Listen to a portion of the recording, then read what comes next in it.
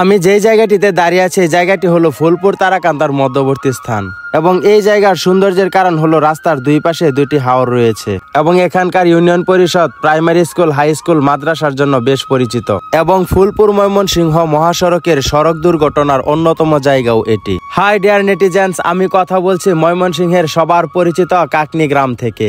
It's known to all for its unique beauty and its wonderful landscape. যানবাহনে চলাচলরত এই কাকনি গ্রামটি উত্তর ময়মনসিংহের সকল যাত্রীদের কাছে খুবই পরিচিত। ফুলপুর ইমাদপুর থেকে তারাকান্দা তালদিঘি পর্যন্ত এর মধ্যবর্তী স্থানটি সড়ক দুর্ঘটনার জন্য অন্যতম জায়গা হলেও এর খোলা মাঠের প্রকৃতি কিন্তু খুবই সুন্দর।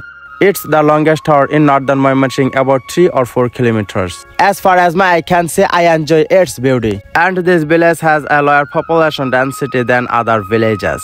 1938 সালে গড়ে ওঠা কাকনি সরকারি প্রাথমিক বিদ্যালয় এবং 1995 সালে গড়ে ওঠা কাকনি মডেল একাডেমিক উচ্চ বিদ্যালয়, কাকনি আউটদার, শিমুলিয়া, পানিহরি সহ অন্যান্য সকল এলাকার ছেলে মেয়েদের কাছে এই শিক্ষা প্রতিষ্ঠানগুলো স্বপ্ন পূরণের ঠিকানা। I'm speaking from a unique village and I'm exploring the different horizon. Phulpur, Sherpur, হালুয়াঘাটের মানুষের আসা যাওয়ার পথে দেখা হয় এই জায়গাটি, কিন্তু কখনোই নামা হয় না এই সুন্দর গ্রামটিতে। এই এলাকার গ্রামীণ পরিবেশ খুবই সুন্দর, শান্ত নিবিড় দোকানপাট আর মানুষের চলাফেরা এবং মনোরম পরিবেশে যুগ যুগ ধরে গড়ে ওঠা দ্বীনি শিক্ষা দেওয়ার প্রতিষ্ঠান কাকনি দারুল ইনসান কওমি মাদ্রাসা। তারাকান্দা উপজেলার সুন্দর গ্রাম কাকনিকে সবার মাঝে ছড়িয়ে দিন।